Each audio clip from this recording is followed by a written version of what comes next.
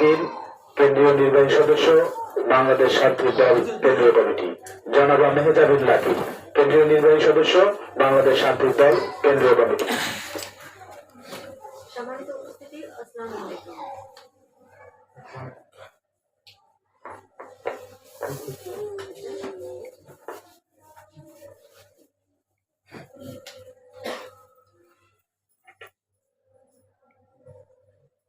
আজকে সদ্য পতিত ইতিহাসের ন্যাক্কারজনক স্বৈরাচারের প্রতি একরাশ ঘৃণা, জুলাই বিপ্লবের সকল শহীদের আত্মার প্রতি মাগফিরাত ফেরাত এবং তাদের পরিবারের প্রতি সমবেদনা জানিয়ে শুরু করছি আমার একেবারে সংক্ষিপ্ত বক্তব্য।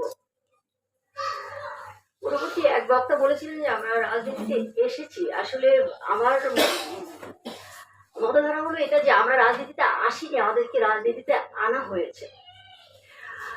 বেসিক্যালি অন্যান্য যে সকল রাজনৈতিক দল বাংলাদেশে আছে বা আসছে, তাদের যে আসার যে ফ্লোটা, তারা যেভাবে এসছে, যে ট্রেডিশনাল ধারাটা, আমাদের ধারাটা সেরকম নয়।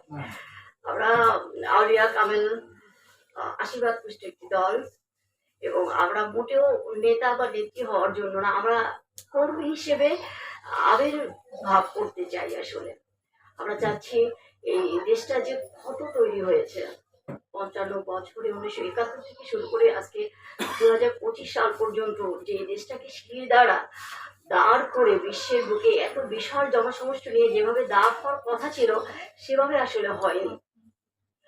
তো এই মেরুদণ্ডবিহীন এই দেশটাকে আমরা চাচ্ছি যে অত্যন্ত শক্তিশালী একটি দেশ হিসেবে সমগ্র বিশ্বে নিজের জানান দেখ। শিক্ষা কমিশন, ভূমি কমিশন, অর্থ কমিশন, স্বাস্থ্য কমিশন, সমস্ত কমিশনগুলো কেমন জানি একদম ক্ষত বিক্ষত, জর্জরিত, অসুস্থ। প্রতিটা বিষয়কে ভেঙে ভেঙে একেবারে নতুন ভাবে দাঁড় করাতে হবে। এই কাজটা আজকে আসলে আমরা যাদের উপরে ছেড়ে দিয়েছিলাম, তাদের উপরে ছেড়ে দিয়ে আর ক্ষান্ত হয়ে থাকা যাচ্ছে না। কারণ এটা দুর্বৃত্তায়িত, এই রাজনীতিতে দুর্বৃত্তায়ন রাজনীতিটাকে একেবারে ভেঙে চড়ে গুড়িয়ে দিয়ে গেছে।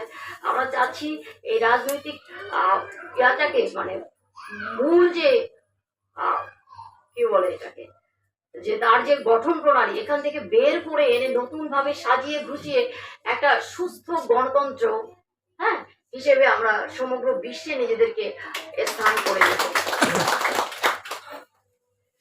যে জনসমষ্টি বাংলাদেশে আছে, বাংলাদেশ অস্ট্রেলিয়ার একটা দেশ, তার বাংলাদেশের 20টা দেশের সমন্বয় হচ্ছে এটা দেশ অস্ট্রেলিয়া। কিন্তু অন্যদিকে এই অস্ট্রেলিয়ার জনসংখ্যা আছে মাত্র 4 কোটি, বাংলাদেশে আছে অ্যাপ্রক্সিমেটলি, যেটা কাগজে কলমে বলা হয় 18 কোটি।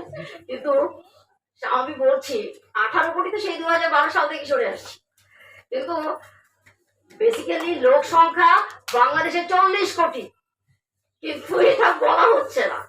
40 কোটি না হলে 30 কোটি ধরে রাখেন। এই বিশাল জনসমষ্টিকে যদি জনসম্পদে রূপান্তরিত করা যায়, তাহলে বিশ্বের বুকে এই দেশটাকে একটা শক্তিশালী দেশ হিসেবে উপস্থাপন করা সম্ভব। তো আমরা চাচ্ছি সেটা হলো যে এই দেশের যে স্বাভাবিক ট্রেডিশনাল যে রাজনৈতিক ধারা, সেখান থেকে বের হয়ে একটা সুস্থ স্বাভাবিক রাজনৈতিক দল হিসেবে আত্মপ্রকাশ করতে এবং এই দেশটাকে সুন্দর একটা দেশ হিসেবে প্রতিষ্ঠা করার আত্মপ্রত্যয় ব্যক্ত করে আমি আমার সংক্ষিপ্ত বক্তব্য শেষ করছি।